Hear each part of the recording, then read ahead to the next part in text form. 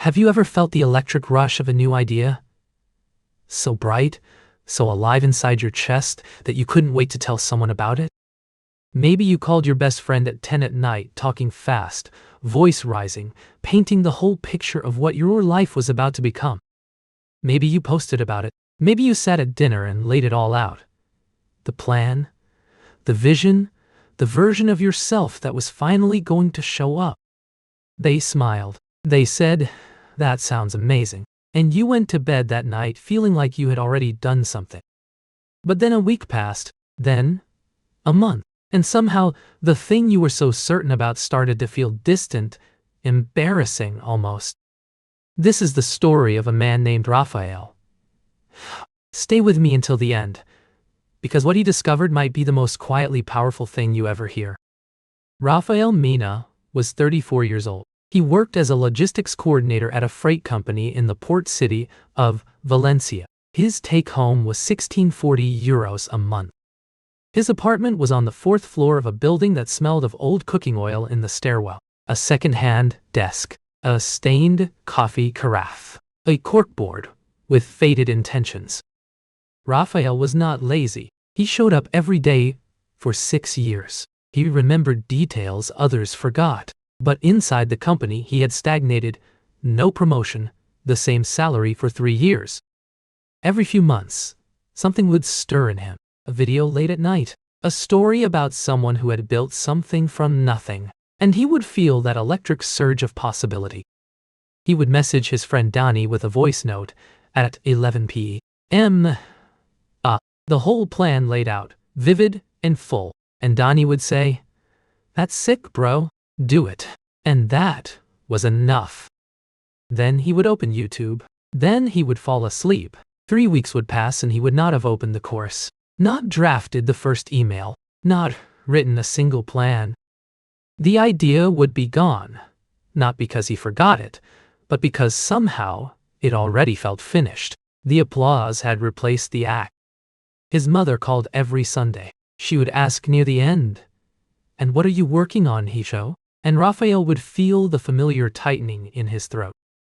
The honest answer was always the same, nothing yet. Still thinking. He had told her about the consulting idea. She said she was proud, and that had made it harder to start.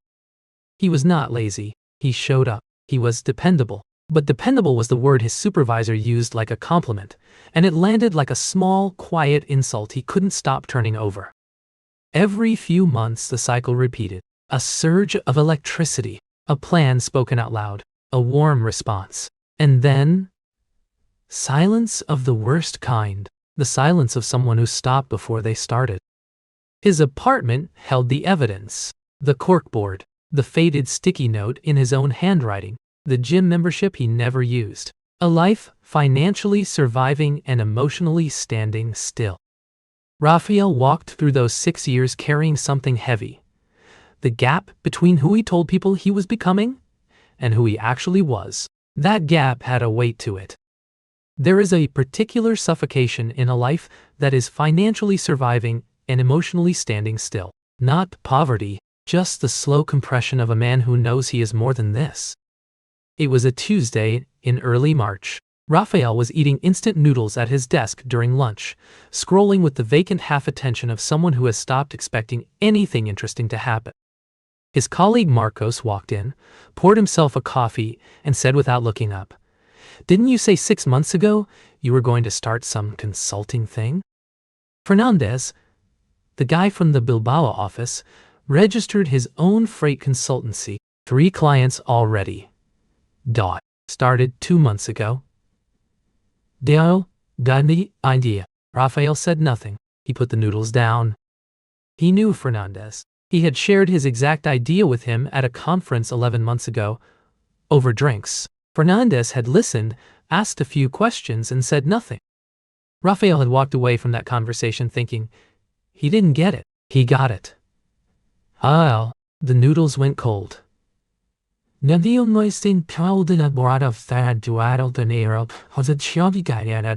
Something closed inside Raphael, like a door shutting from the inside. Not rage, not grief, exactly. Something quieter and more permanent, like a door closing from the inside. And for the first time in years, he did not reach for his phone. That evening, Raphael went for a walk along the waterfront, something he hadn't done in months. He ended up at a small cafe bar near the old fishing harbor. The cafe had mismatched chairs and the smell of salt air mixing with espresso. He sat outside and ordered a coffee he didn't need, and stared at the water. At the table beside him sat a man in his late 50s, plain linen shirt, no watch, reading glasses pushed up on his forehead. He had the unhurried quality of someone who had long since stopped trying to impress anyone. It was Ernesto who spoke first, just a comment about the light on the water. And from there, somehow, Raphael found himself talking. He mentioned the idea, the conference, Fernandez. Fernand. Ernesto was quiet for a moment. Then he said, "When you told people about the plan, how did it feel?" Raphael thought honestly. "Good. Dude. Really good, actually. Like you had already done something." "Exactly like that." Ernesto nodded. "There's a study by a psychologist named Gollwitzer. When you announce an intention and others acknowledge it, your brain registers a premature sense of completion. Your motivation drops, not because you are weak, because you were tricked by your own need to be seen. The social recognition acts as partial progress, so your drive to finish disappears." Ernesto turned his coffee cup upside down on the saucer. A seed does not announce itself before it grows. It does its work underground, in the dark, where no one can disturb it. One goal, one direction. No announcements. 90 days of total silence.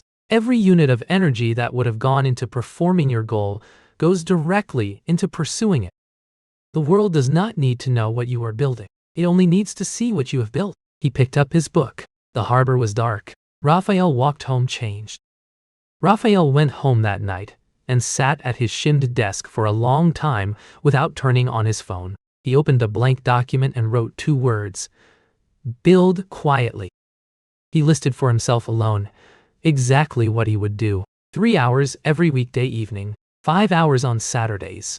No LinkedIn posts, no announcements. He told no one. The first week was stranger than he expected, not hard the way he anticipated. What was hard was the silence. The pull to speak about it was physical, almost. On day 3, Donnie sent a voice note. Raphael listened to it, and he felt the pull. Physical, almost to say more, to mention the plan, to hear, "That's incredible, go for it."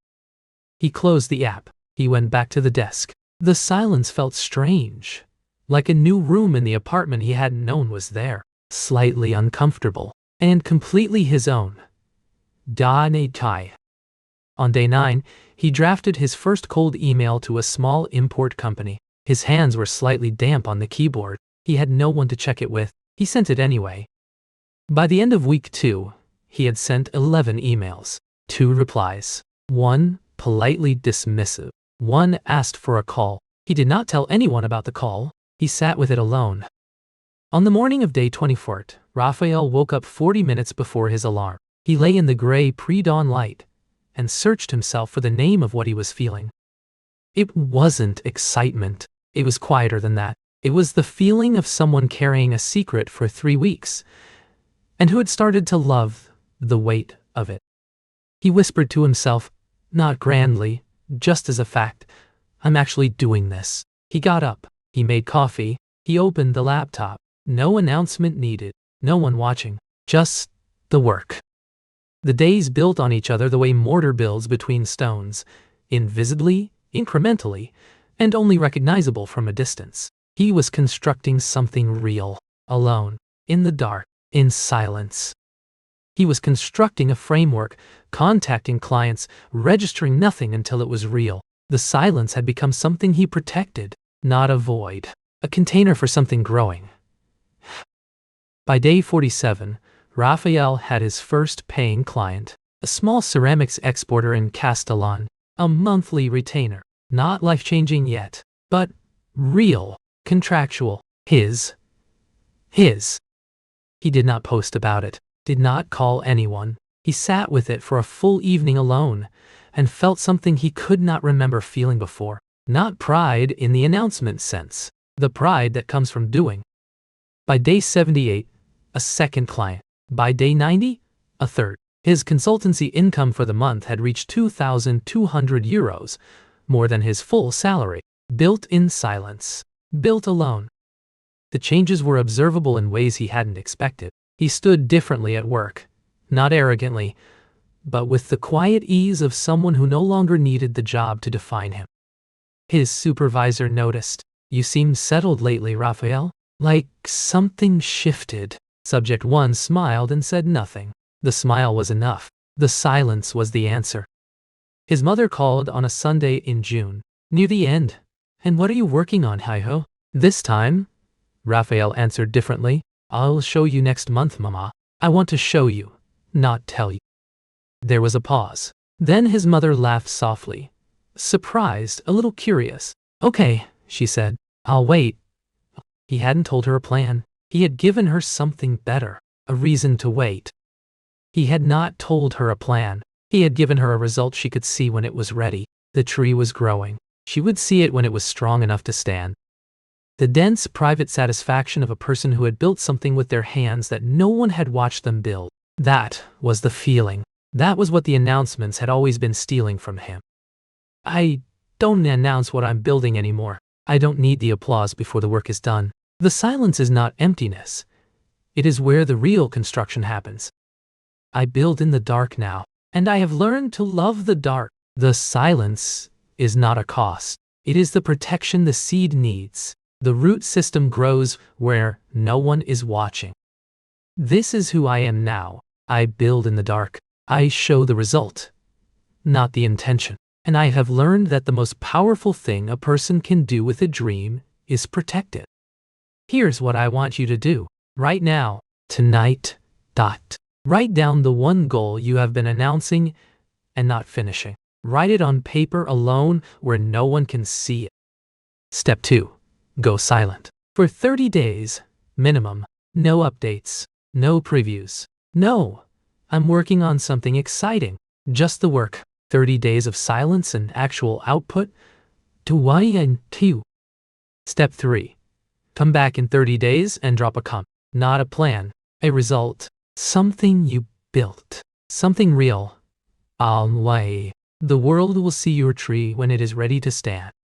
If you felt something watching this, hit that like button right now. Subscribe, because every week I bring you a story that challenges the way you've been living.